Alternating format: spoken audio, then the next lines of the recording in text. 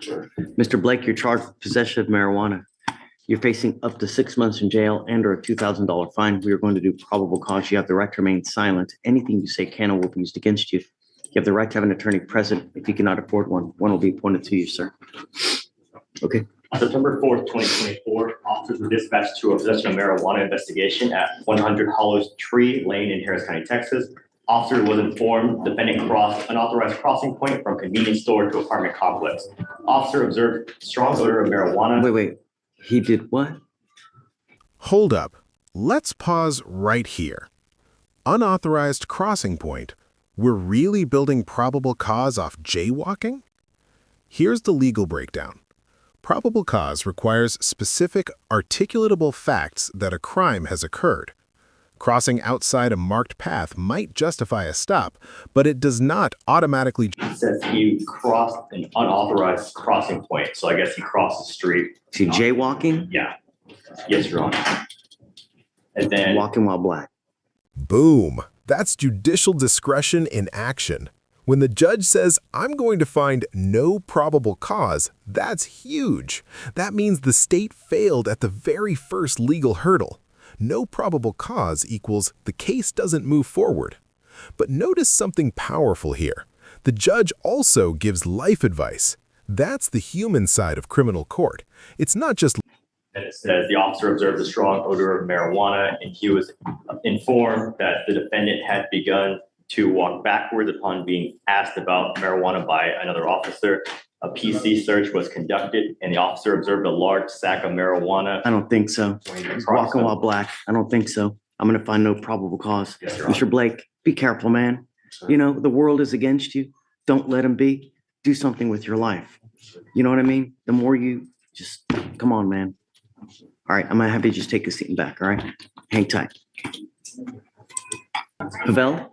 Is Pavel coming today or no? No, Judge, she's out today. Okay. Good morning, Ms. Treadwell. Good morning. Ms. Treadwell, you're charged with driving while intoxicated. You're facing up to 6 months in jail and or a $2,000 fine. We are going to do probable cause. You have the right to remain silent. Anything you say can or will be used against you. You have the right to have an attorney present. If you cannot afford one, one will be appointed to you, man. On September 4th, 2024, officers observed defendant's vehicle failing to maintain a single lane at 2600 Eldridge Parkway in Harris County, Texas. Officers observed defendant's vehicle swerve on multiple occasions, crossed over a center stripe lane divider, and on one occasion almost strike under the vehicle. Traffic stop was initiated. Officers made contact with the defendant, who was the driver of the vehicle. The officer observed lethargy, slurred speech, red eyes, and the defendant stated she had ingested trazodone to help her sleep.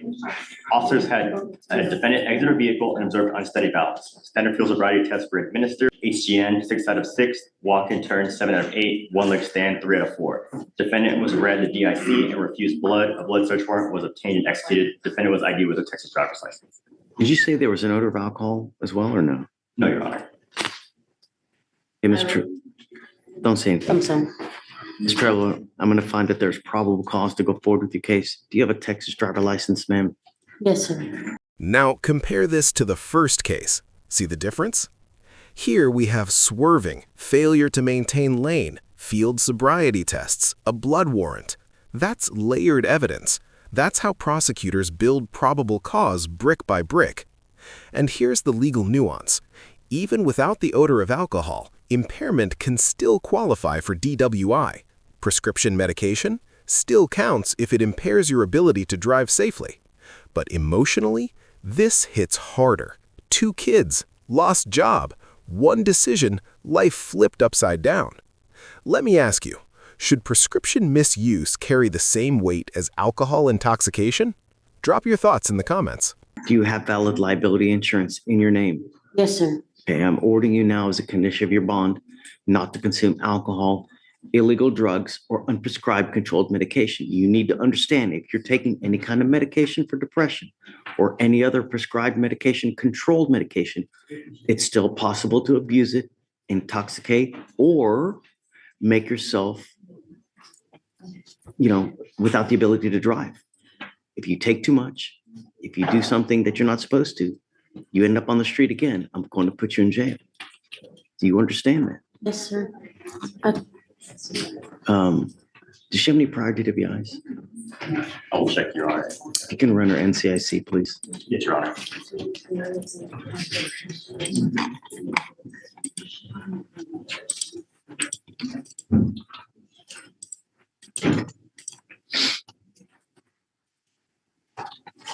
How old are you, ma'am? 32. What do you do for a living? I'm a case manager for individuals with mental health and IDD. Are you married, children? I have 2 kids. I'm not married yet. You have 2 children?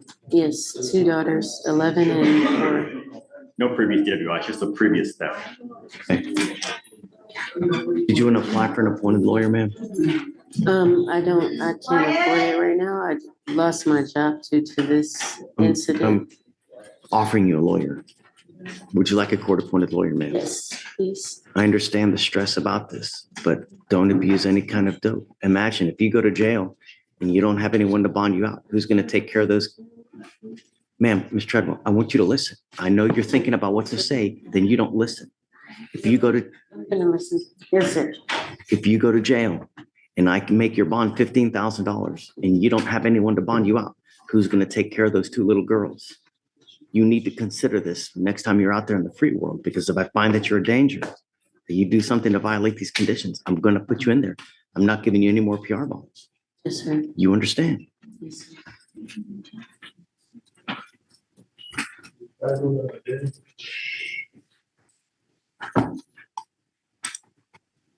Okay, I need you to fill out an application for me now. So deputy's going to give you an application. After that, I'm going to have you go to Victoria Sign and reset. You will eventually meet with Rachel for your bond conditions, and then we'll have you take your seat in the jury box. All right? Yeah. We'll direct you if you want to head that way. Okay, Yasha. Hey, How are you? what's going on? Judge, I'm here on Mr. Tyrell, Ian Tyrell. He has the bond violation. Come up, Mr. Terrell.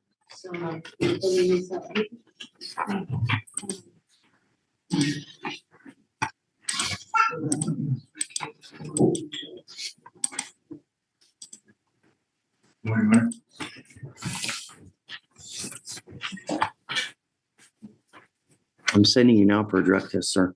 Sir. And then if you ever miss another drug test, I'm going to put you in jail, no questions asked, and I'm going to make your bond probably double what your felony is. Do you understand? Sir, As it stands, I ordered you not to consume alcohol or any kind of dope. We're going to test you now. We'll see what it shows, if anything. And then you have other things to do? Yes, Judge. You want to, can you come back? Yes. Okay, take a seat for me, Mr. Trump. We're going to find out here shortly.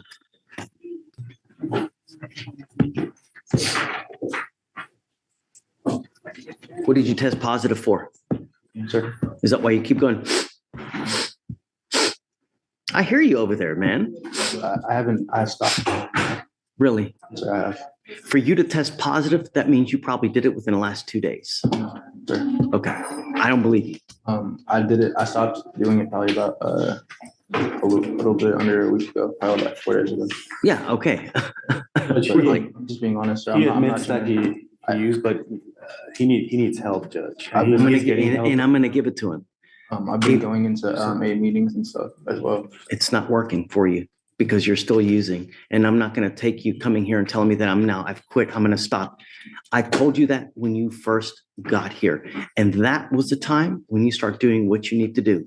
You now have shown me that you're incapable of stopping on your own. So I'm taking you in. Sir. Goes with you. No, you test positive for cocaine. You have an open felony case. Judge, we can't put as a condition of his bond some sort of I treatment. already did, Yasha. Some help, at least, Judge. Yeah, I'm gonna have him TRAS as soon as we get him back in there. And if they say inpatient treatment, boom. But what's his last name again? Tyrell. That's right.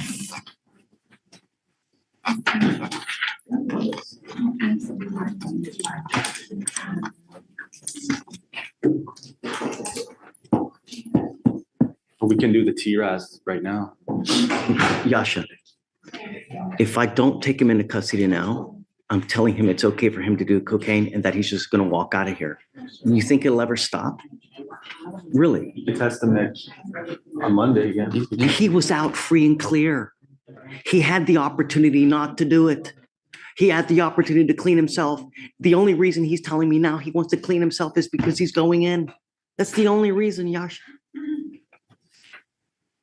Mr. Terrell, if you think that you're going to use cocaine and that you're going to walk out of here, it's just not going to happen. Goes with you. More chance, please. I already gave you a chance. Child, sir. I would just like one more Then chance. if you're using cocaine out in the free world, you have no business having a child with you. Do you think you could give me one more chance? No, he goes with you. Sorry, Mr. Terrell. It's not gonna happen. Sorry. I can't let him go, man. I can't. I know, and I'm gonna give it to him now. Come up, Miss Bautista. Go around the other way for me.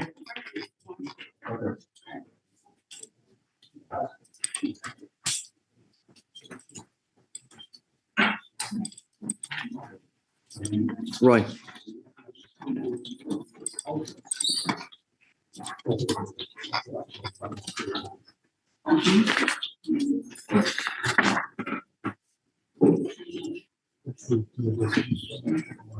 You are Jasmine Bautista? Ms. Bautista, you're charged with 2 cases. You're charged with assault of a family member. You're also charged with terroristic threat of a family or household member. On both of those, you're facing up to a year in jail and or a $4,000 fine. We are going to do probable cause. You have the right to remain silent. Anything you say can or will be used against you. You have the right to have an attorney present during any questions and interviews of the state of Texas. If you cannot afford a lawyer will be appointed to represent you. Okay. Officer conducted follow-up investigation at 1505 Serpentine Drive, San Jacinto City in Harris County, Texas. Officer traveled to the residence and observed approximately a couple bullet holes, and the complaining witness advised that on August 25th at approximately 1:40 a.m., a dark-colored Dodge vehicle opened fire on the residence. No injuries were sustained. Complainant 1 advised that her brother's wife, later identified as the defendant, had recently made threats against the family.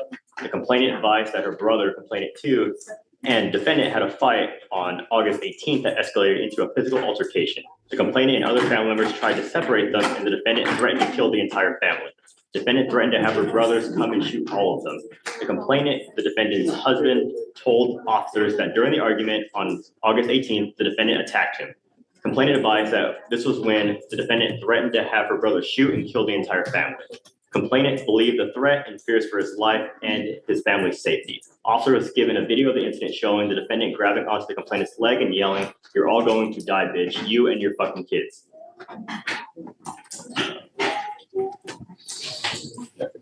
That statement, "you're gonna die," say that last statement again. "You're all going to die, bitch, you and your fucking kids." Which is, I believe it was the defendant. Zamaripa? I believe. There's 2 complaining witnesses. There's the defendant's husband and then the defendant's husband's brother or sister, my apologies. Okay, so it's a sister-in-law. So Ivan is the husband. Are you currently married to this person? Okay. Did I hear you say anything about the assault? What did you say about the assault? No, you were, that was just the terroristic threat. In there, it says that there was a video of the defendant grabbing the complainant's leg. And then and there was also a physical altercation that they had to get involved in, separate them. Okay, well, tell me about the assault. There has to be some kind of, Can I have a response when he's done with that, yeah? absolutely. Let me see if I can find the OR, Your Honor. Sure.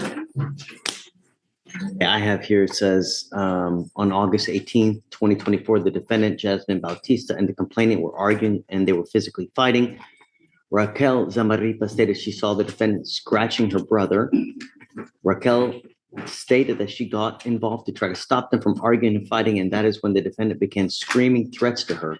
The complainant and the other household members that she was going to have them all killed. The complainant statement, she believed the defendant could and would perform these threats.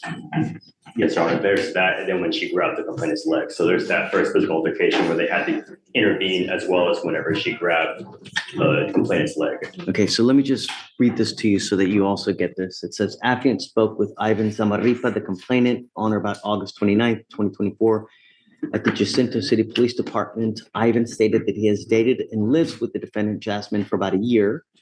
He stated that on August 18th, he was having a verbal argument with the defendant as she did not want him spending so much time with his family members, and that the defendant hit him and scratched him and bit him. Complainant stated a couple of his family or household members began to try to separate the defendant from him. As this was going on, the defendant screamed that she was going to have her brothers come to the residence and shoot all of them, and that they were all going to die. Complainant stated the defendant also stated that she said they were all going to die, even their kids. Complainant stated that he took the threat seriously and was in fear of his family's life. And as of the date, his residence received gunshots on August 25th, 2024. He is in fear of his own serious imminent bodily injury. Complainant stated the defendant caused him and his family members to be in fear of their lives and serious imminent bodily injury. Complainant stated the defendant's assaults caused him pain and injuries. He showed photographs of his injuries from the night of August 18th, 2024. Affiant notes there were several fresh scratch marks on the complainant's back, chest, face, arm, and eye. Affiant also saw 3 fresh bite marks on the complainant. Complainant showed affiant of the incident where the defendant is holding on to the complainant's leg while she is sitting on the ground, and the complainant is trying to get away, and I heard her screaming, you're all going to die, fuck your kids.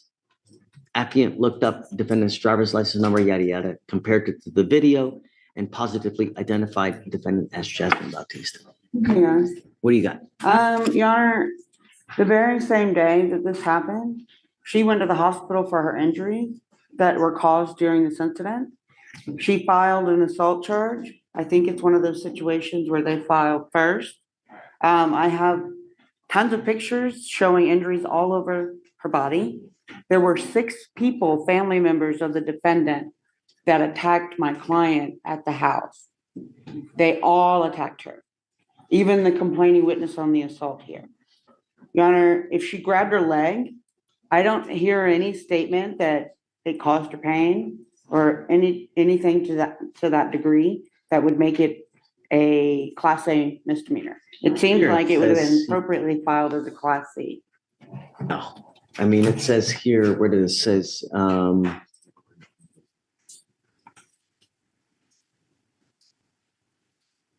Yes, Your Honor, the RIP was also performed as well. okay, And it says that the complainant called the police because the defendant was threatening her brothers that she would kill the complainant's family. And then the defendant was biting the complaining witness, scratching the complaining witness, hitting the complaining witness, and spit on the complaining witness's face. And that's what was listed as far as the assault in the RIP call.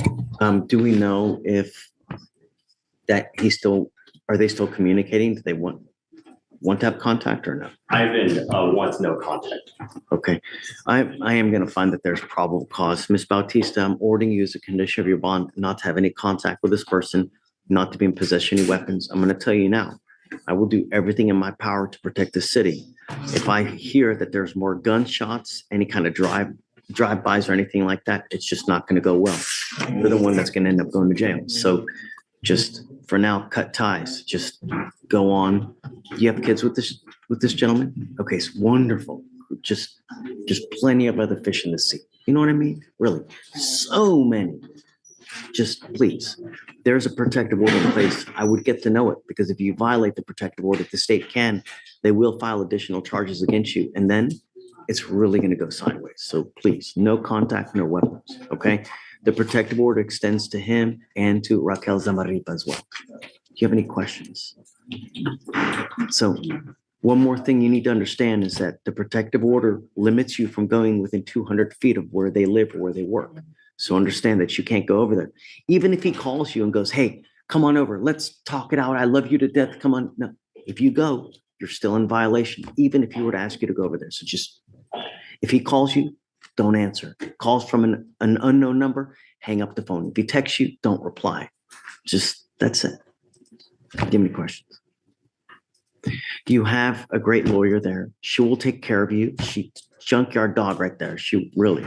So listen to her. She'll take care of you. I will waive your appearance, but you have to stay in touch with Ms. Sims, and she'll tell you when you have to come back to court. If she tells me she can't get a hold of you because you're playing games, I will issue a warrant for your arrest. You will not get any more PR bonds. I don't care what's going on there. You pick up a new case, you violate conditions, I'm going to put you in jail. I'm going to make the bond 10 to 15,000. And if you don't have anyone to bond you out, you'll be stuck like Chuck.